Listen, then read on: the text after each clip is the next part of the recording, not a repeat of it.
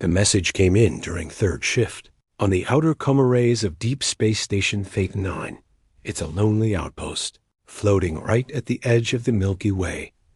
Technician Orrin Hawley was just leaning back, sipping some synth coffee, when the audio channel flickered. Just static at first. Then, a strange oscillation, a harmonic frequency no beacon ever used. He frowned, adjusting the dials, when a voice cut through the noise. It was trembling, but human. "This is the Free Aurelian Refugee Fleet. If any Milky Way vessels hear this, please help us. We are being hunted." Then, silence. Hawley stared, heart pounding. Aurelian? That's not possible. He ran a biosignature scan. The result was instant. Genetic classification: Homo sapiens. 100% match. Origin: unknown. Galaxy: unknown. He whispered into the intercom, "Director, you're going to want to see this." When Theta 9's emergency signal reached Earth, humanity's response was swift and decisive. In less than a day, the United Galactic Command had its answer. Within 72 hours, a massive rescue armada assembled in high orbit above New Geneva, our governing world. Leading this formation was Task Force Solaris, humanity's finest long-range intervention fleet. At its heart, the flagship UGS Solstice, a colossal Titan-class war cruiser.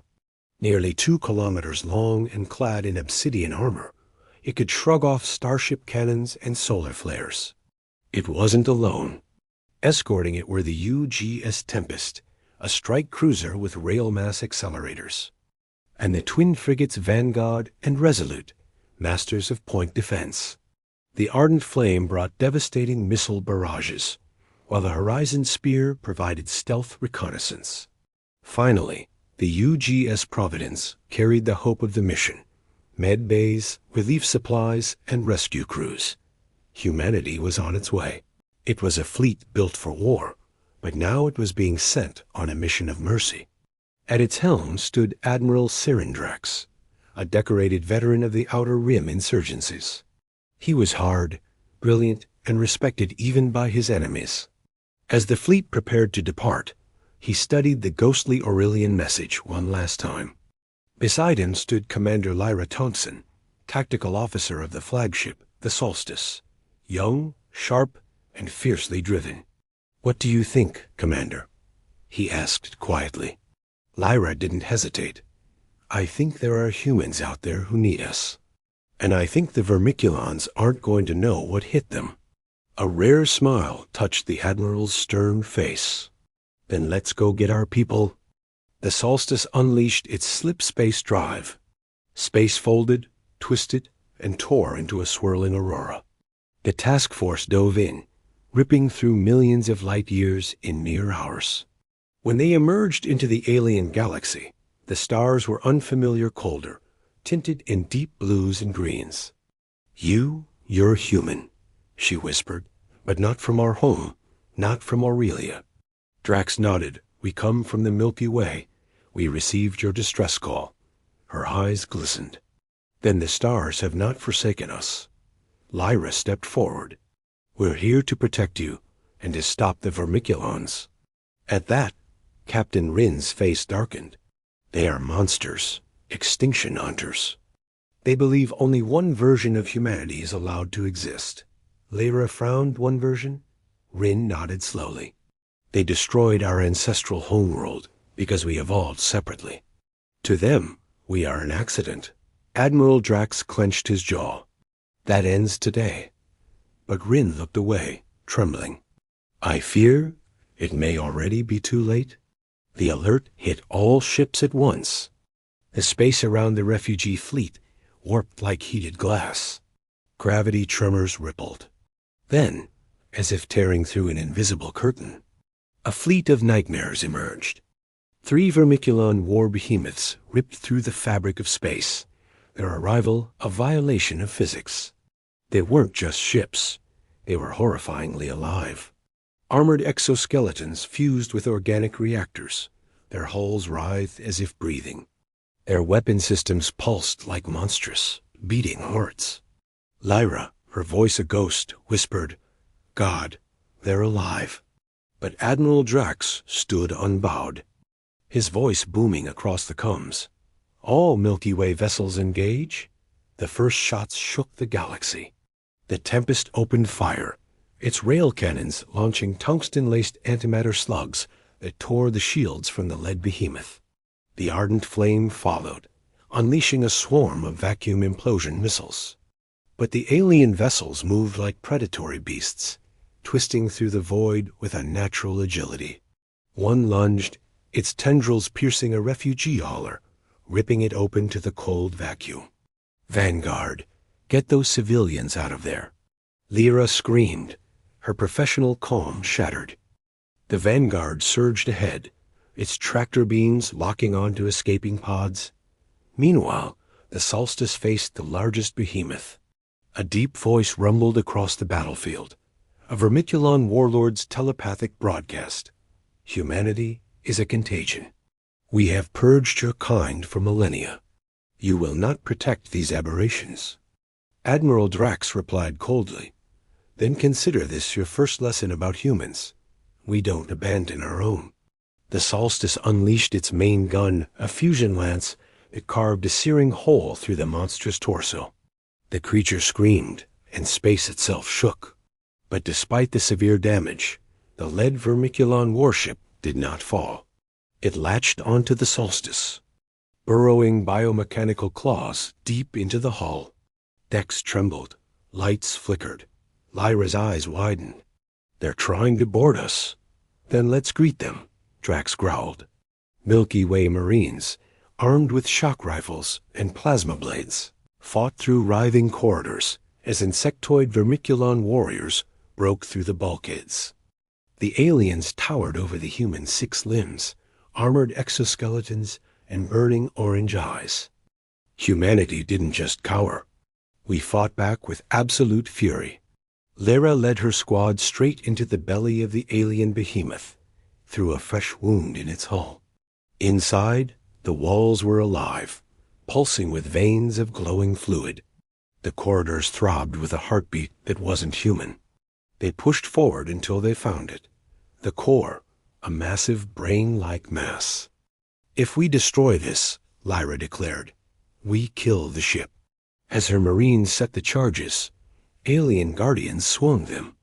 But it was too late. Lyra hit the detonator. The entire warship convulsed, shrieking into the void as its core imploded. The beast was dead. But their victory revealed a far greater horror. The flagship detected subspace ripples dozens, then hundreds. An entire extermination armada had found them. On the bridge, Admiral Drax watched in silence as an ocean of enemy signatures filled the screen. They were outnumbered more than 20 to 1. Captain Rin's voice came softly over the comms, a whisper of dread that echoed through the fleet. "This is what we have fled from for generations." Lyra, her face pale, turned to Admiral Drax. "Sir, we can't fight this many." "No," Drax agreed, his voice a low growl. "Not head-on." His eyes were fixed on the star map, a silent battlefield of light and shadow. There, a flicker of hope. A dying neutron star, its magnetic storms powerful enough to tear apart even the dreaded Vermiculon hulls. "We lure them into the star's gravity well," he said, his plan taking shape. "Make them chase us, and then we spring the trap." A fierce grin spread across Lyra's face. "Let's give them hell, Admiral." The Solstice broadcast a false signal, a desperate plea suggesting the refugee fleet was fleeing toward the star's dead orbit. The Vermiculon swarm took the bait, surging after them. But waiting in the star's lethal magnetic shadow was Task Force Solaris, engines cold, weapons primed. As the alien armada entered the kill zone, Admiral Drax gave the command. "All ships ignite the storm." The ardent flame unleashed its gravitic torpedoes, plunging them directly into the star's fiery corona. The detonation was just the beginning. It triggered a chain reaction, and the neutron star belched a superflare, a magnetic tsunami sweeping across space. Dozens of Vermiculon ships were ripped apart instantly. Hundreds more lost their shields, spiraling helplessly into the star's crushing gravity. Our ships fired relentlessly, finishing off the crippled vessels. It was the largest Vermiculon loss in centuries. We thought we had won. Then, space itself cracked open. A Vermiculon Titanus Prime emerged, a colossal monstrosity the size of a small moon. Its core burned with a violet fire, and its roar shattered our cones.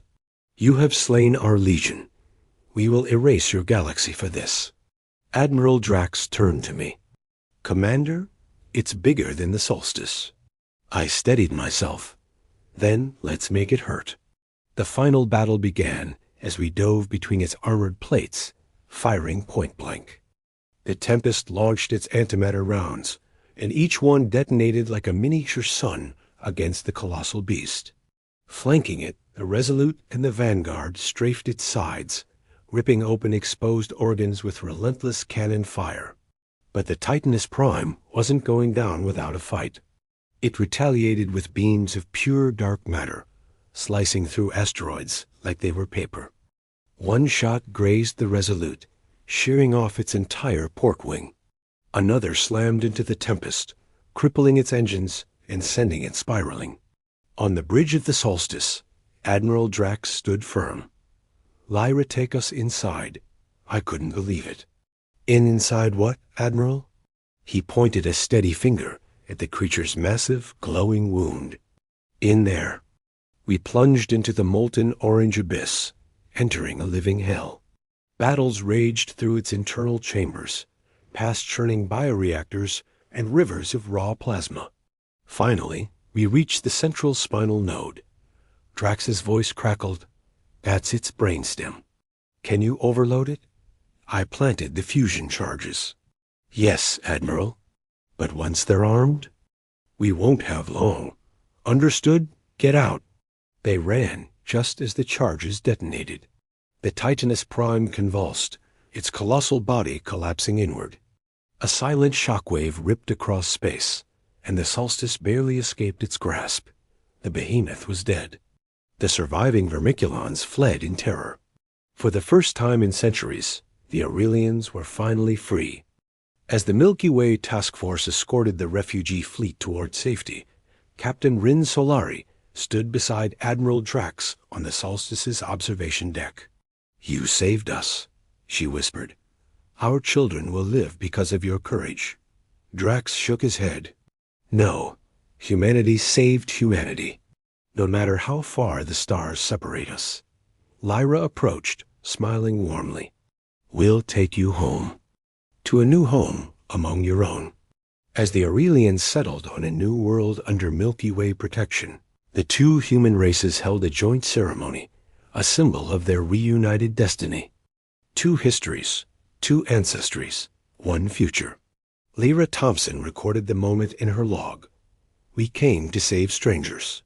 We found family, and I believe this is only the beginning. Humanity has many echoes in the universe, and we will find them all. The stars watched silently. The Vermiculons had lost their greatest hunt, and the galaxy was about to learn that when humanity stands together, we are unstoppable. The Milky Way task force hung in the cold stillness of the Calypsis expanse, battered but alive. The battle had ended only hours ago. Debris still drifted like iron snow around the silent hulks of defeated Vermiculon cruisers. But inside the valiant horizon, the war runes were bright and loud. Admiral Rourke stood before the holotable as status reports scrolled by. Losses? He asked quietly. Commander Arlen swallowed. We lost 86. 3 destroyers crippled. 1 gone entirely. And the Aurelians? Too many, Arlen replied, his voice tight. But they're standing, and they're grateful, sir. Rourke nodded. Good. At least someone survived because of us today. But despite the victory, the Admiral felt no peace. He knew something terrible. The Vermiculon fleet they had just destroyed wasn't a final wave. It wasn't even a main battle group. It was a scouting arm. And scouts always report their findings. HOLO, the ship's AI, flickered into view. Admiral, I have analyzed the last beacon pulse from the Vermiculon dreadnought. It transmitted before destruction. To where? A system far outside this galaxy. Coordinates not in any human chart. Rourke tightened his jaw. So the Vermiculons now knew everything. 2 human civilizations. Their alliance. Their technology. Their location.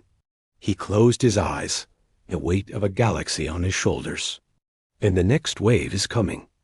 On the flagship Silver Sanctum, Captain Cerise Vedrin stared out the fractured window wall of her command deck. Her people were safe for now, but her expression remained cold and distant. You are troubled, Commander Arlen said gently beside her. Cerise gave a tired smile. We Aurelians have been running for nearly 3 centuries, hiding in dark nebulae, sleeping in drifting hulks, watching our children grow up without a world beneath their feet. She inhaled slowly. Today is the first day we were not running, because of your people. Arlen nodded. We don't leave our own behind. That is the part I'm still learning, she said, turning to face him fully. Tell me, Commander, why risk your entire task force for strangers in another galaxy? Because you're not strangers, Arlen replied, his voice steady. Your family we didn't know we had. Cerise watched him, her expression finally softening. We owe your people a debt that cannot be paid. You'll pay it by surviving, he said with a faint smile.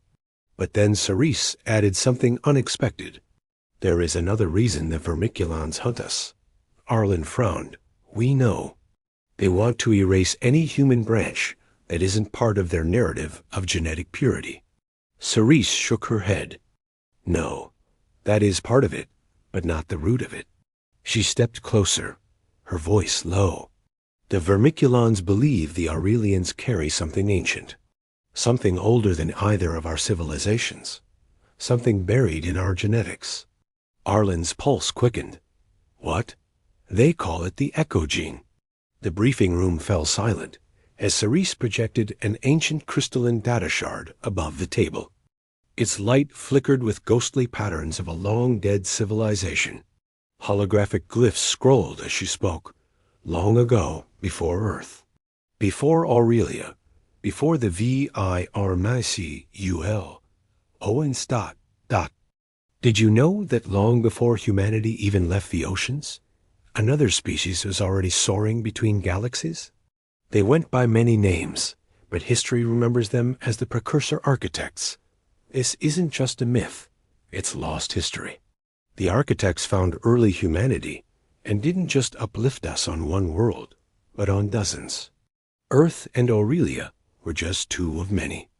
They scattered our ancestors across the cosmos like seeds in the wind, and then they simply vanished. Why would they do this? The reason is a mystery. Some theories suggest they foresaw a great threat coming and scattered us to ensure our survival. Others whisper that humanity possessed a hidden power, a potential that the architects themselves feared. This also explains why the Vermiculons hunt us relentlessly. Deep within our DNA lies a dormant relic, a molecular signature left by the architects called the echo gene. It's a key to our past and maybe to our future. This ... this changes everything. It's a secret that exists only in Aurelian bloodlines. We didn't even know it was there until the Vermiculons started dissecting our fallen. When they found it, they marked us for extinction. So we didn't just save another branch of humanity. We saved the last active trace of an ancient empire. And for that, the Vermiculons will bring their full wrath. As if on cue, alarms blared. A new anomaly. Long-range gravitic signatures, dozens of them, possibly hundreds. The next wave had arrived. Space rippled as though the galaxy itself were breathing. Then the fabric of the void tore open. 1, then 5, then 20 Vermiculon wargates flared to life. Each one disgorged titanic vessels, some larger than the valiant horizon by orders of magnitude. The real war has just begun. The war behemoths lived, their armor plates shifting like muscle, their eyes burning with alien intelligence. Arlen's voice cracked. "Sir, this isn't a fleet." Rourke finished the thought grimly. "It's an invasion." Panic ripped through the Aurelian allies. Their ships were barely patched together after centuries of flight and months of pursuit. The Milky Way task force, though powerful, was hopelessly outnumbered.